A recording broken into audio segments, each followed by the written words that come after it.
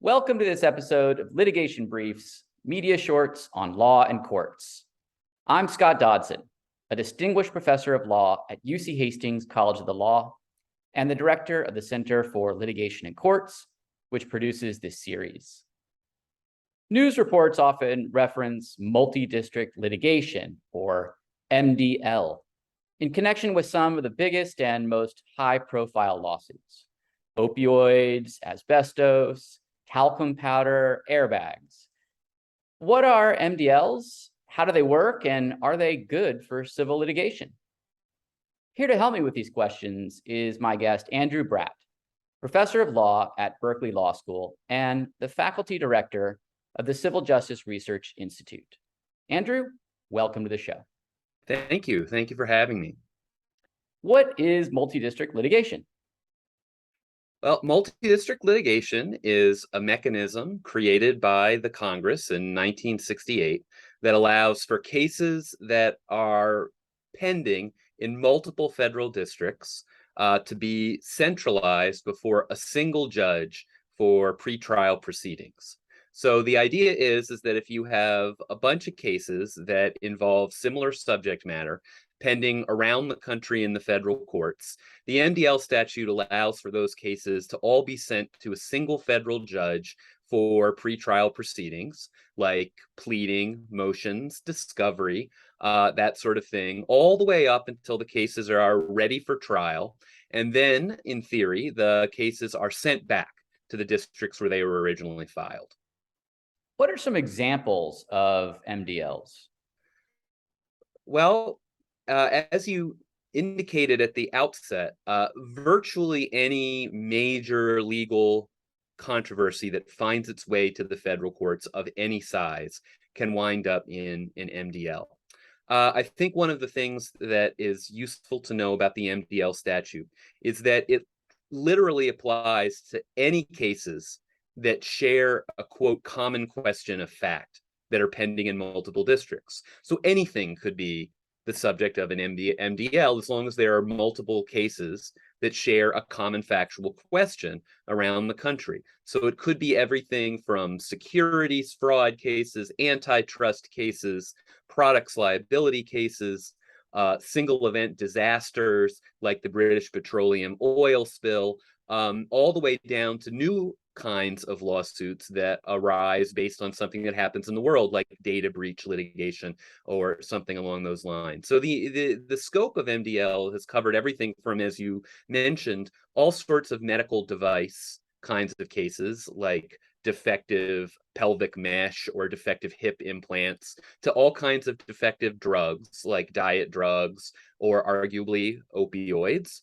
And all kinds of really other kinds of high-profile cases like NFL concussion litigation, as I said, the British petroleum oil spill, and on and on. So really anything of nationwide import is almost inevitably going to become the subject of an MDL.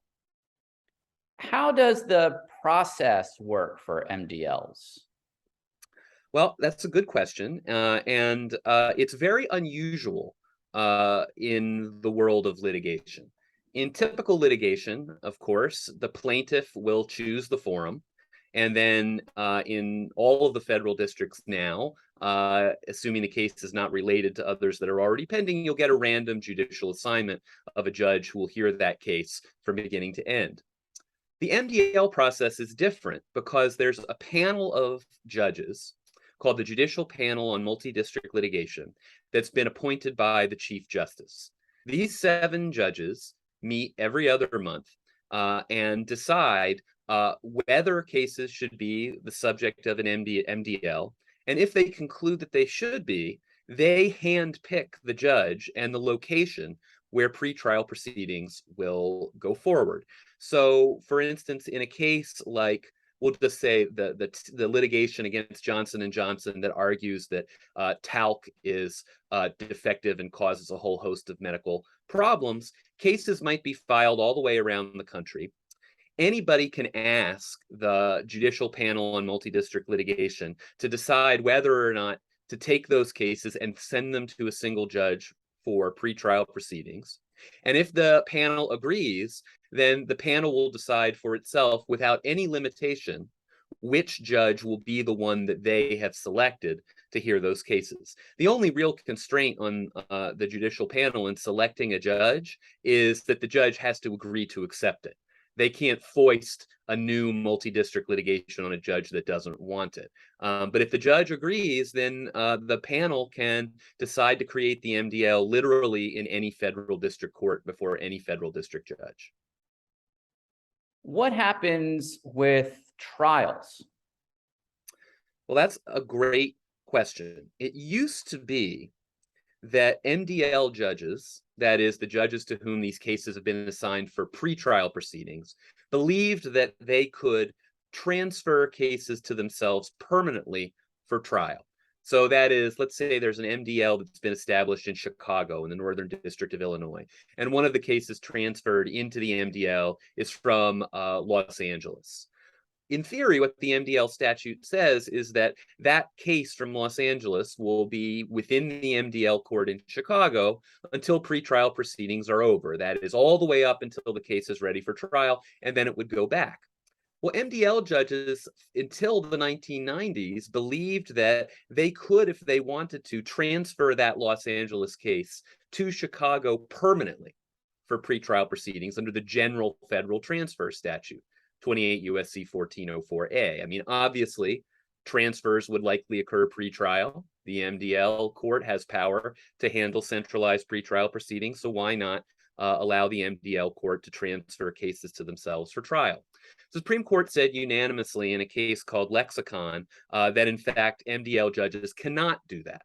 MDL judges have to remand the cases when pretrial proceedings conclude. They can't transfer them to themselves for trial. So you might ask yourself, well, that must mean that there are no trials in MDLs, right? But that would be wrong. In fact, there are lots of trials in MDLs. And arguably, in a world in which the civil trial rate is becoming vanishingly small in the federal courts, MDLs are an area where, seemingly against the odds, trials thrive. Why? Well, it's because the parties within the MDL court have a strong interest in generating some information about the relative strengths and weaknesses of their case at trial. And the reason for that is that a lot of what the defendants and really plaintiffs are trying to do in MDL is reach either a global settlement or a set of settlements that will end the litigation and make remand unnecessary. But parties don't really have a good sense for what the settlement ought to look like until they get some cracks at trying some of these cases. And so what the MDL judge will often do is have so-called bellwether trials. The bellwether being a reference to a sheep among the herd that wears a cowbell, or I guess a sheep bell in this case, that actually leads the herd. And so in theory, a bellwether trial is sort of a leader or a representative of the many cases that might go into an MDL. And so understanding why we would want to have bellwether trials and understanding why they might be useful, we still have to confront the problem that Lexicon says that an MDL judge cannot hear cases transferred to him or her for trial. So how do they get around this?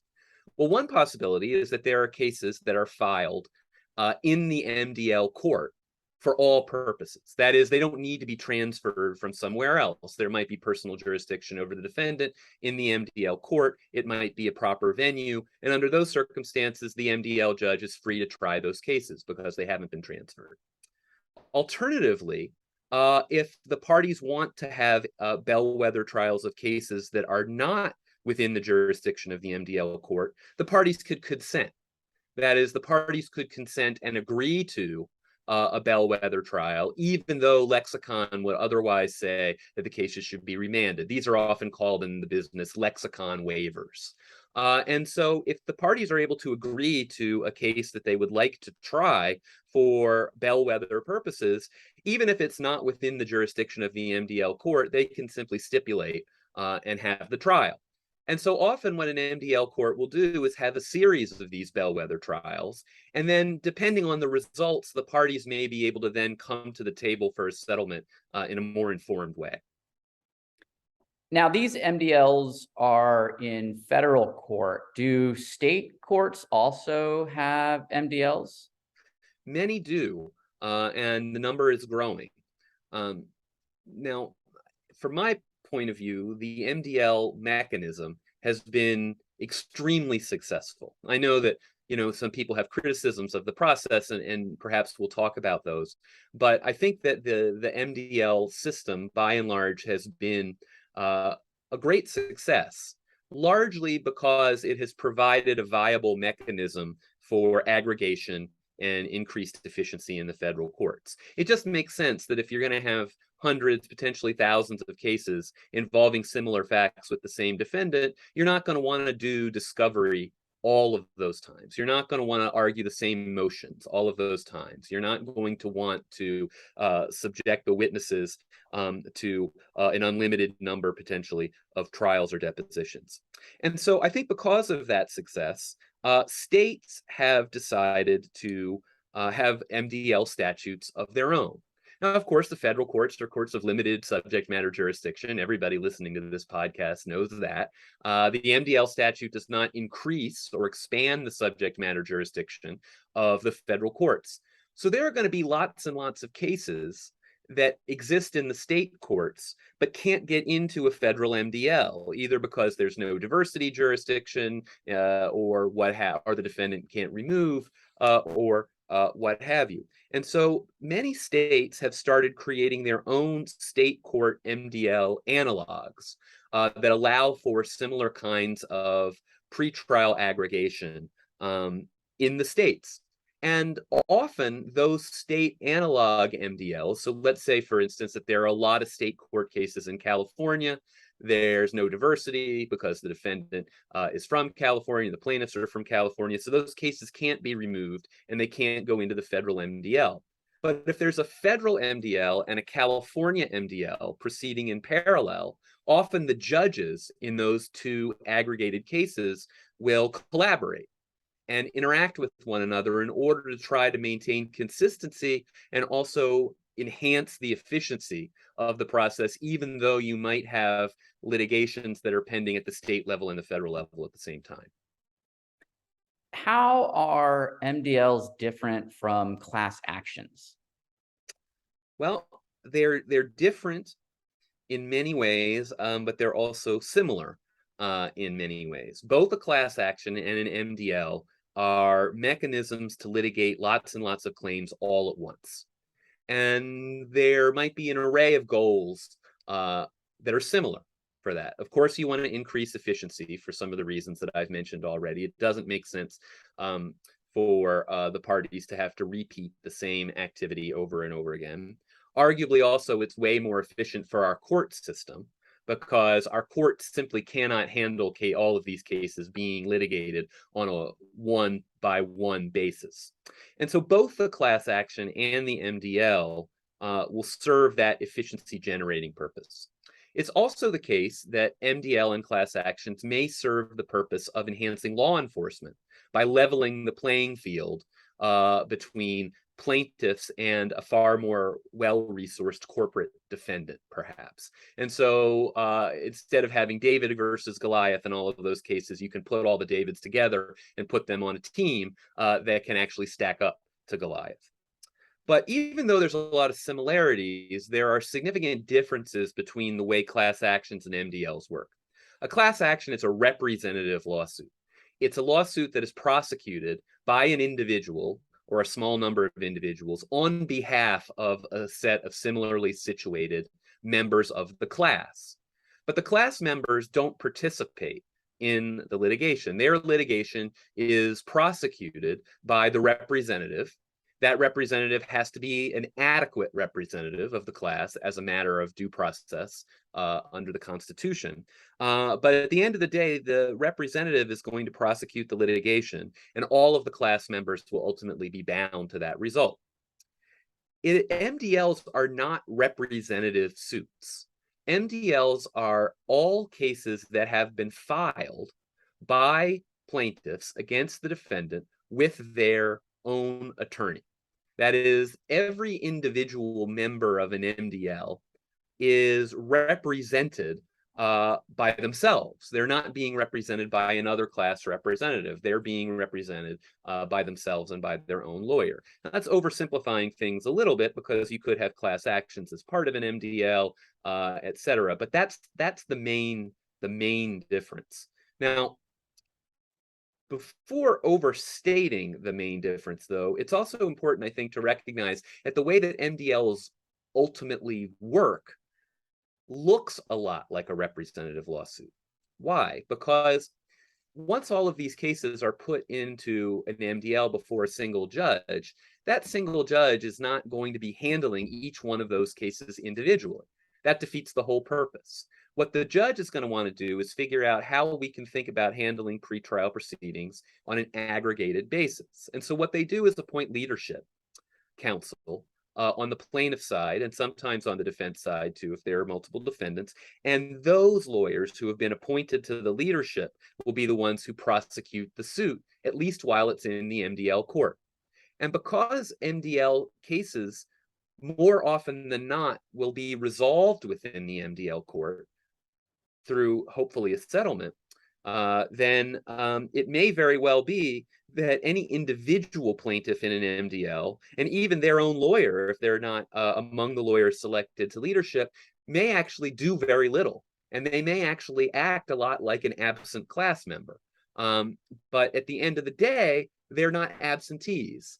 They're not bound by what any individual other plaintiff in the MDL does. And they get to decide whether to opt in to any potential settlement, as opposed to a class action where they would have to decide whether to opt out of any potential settlement. So there are real differences that matter between a class action and an MDL, but conceptually, the structures of the two are very different. Are there problems with MDLs? Well, MDL has become an increasingly big deal in the federal courts. I think for much of the 70s and the 80s and even into the 1990s, MDL was a bit of a second banana to the class action, particularly when it comes to big mass tort cases. But by the time you get to the 1990s and into the 2000s, it becomes clearer and clearer that mass tort class actions are going to be extraordinarily hard to maintain in the federal courts, based on the Courts of Appeals interpretations and the Supreme Court's interpretations of the class action rule, Rule 23. You're just not going to be able to have mass tort class actions in the federal courts for a variety of reasons. Then Congress in 2005 passed a statute called the Class Action Fairness Act, which effectively means that almost all putative class actions are going to wind up being litigated in the federal courts. So that creates a real problem for mass tort aggregate litigation going forward. The class action is likely unavailable. So what's been there hiding in the background in plain sight all along? The MDL statute. And in a world that without the mass tort class action, the MDL statute becomes a lot more important. And indeed, the amount of cases in MDLs has really increased a lot over the past 25 or so years, such to the point now where if you just take a total, and this is a very crude way of doing it, almost 70% of the currently pending cases in the federal courts on the civil side are within an MDL. That number is higher than it should be because there is one enormous MDL in Florida involving defective combat earplugs that has become the largest MDL in history and has inflated those numbers. But the story remains true that MDL has become far more important in the last 25 years than it ever had been before. And with increased prominence is going to come increased scrutiny and increased potential criticism. And so there are lots of problems with MDLs that critics have raised. So for instance, major national problems find their way into an MDL before a single judge. Opioids is a fantastic example. An extraordinary public health crisis involving billions of dollars of potential damages, potentially enormously complicated injunctions to remediate the opioids crisis. And yet, because Congress has failed to do anything by legislation, this is wound up in the hands of a single judge, federal judge in Cleveland, Ohio. And that federal judge doesn't have any resources other than his judicial assistant, his court clerk, and his 2 law clerks. And so what we have here is a problem of nationwide scope that's essentially been dumped into the lap of a single federal judge to manage. And arguably, that is simply not a good way to make social policy. The parties also have concerns about MDLs. On the plaintiff side, there's a concern that what the courts are really more concerned about is efficiency than justice for the individual plaintiff. And because, in their view, what the MDL process prizes over all else is resolution, so that these thousands of cases can be taken off the plates of federal judges, there's a concern that what all of the folks involved in MDL are really more interested in is getting a settlement. And that settlement may actually not be the best result for any particular plaintiff that's in the group. That problem is also arguably exacerbated by the fact that we have a lot of repeat players in the MDL system. And you can sort of understand why that's true. The Judicial Panel on Multi-District Litigation wants to assign these cases to judges who have a proven track record in resolving them. Those judges, when they're looking for plaintiffs' leadership counsel, they want lawyers who are experienced and well-versed in this practice. So they choose people who have been involved in MDLs before. Defendants, for their part, they want to hire lawyers who are experienced in MDLs because they want to know how best to navigate this situation. And so what that means is that you wind up having a lot of the usual suspects involved in these massive cases. And arguably, these usual suspects are more chummy with one another than adversarial. And the fear is that they may agree to a deal that may not be good for one set of clients or the other in an effort to resolve these cases and then get appointed again in the future. So arguably, it's a vicious cycle. Defendants, for their part, fear that the MDL is like a field of dreams. That is, well, if we create one case in one court that's going to involve thousands of plaintiffs, no individual plaintiff's case is going to be examined with great scrutiny. There's simply no way to do it. And so the fear is that you'll get a lot of plaintiffs without meritorious cases who simply come along for the ride and then ultimately have to be paid off to go away later. So there are a lot of concerns about MDLs from all sides. My own view is that all of these concerns are overblown, and that, in fact, the fact that there's a lot of criticism of MDL, but it seems to come from all directions, may mean that MDL is actually a workable compromise that can get us through. But as MDL has become more important, it's attracted a lot more fire from critics in the academy, critics at the bar, and critics from the judiciary. How might you tweak MDLs to make them better, maybe to make it a more effective compromise? Well, I will say that I am not a fan of tweaking the formal machinery of MDLs.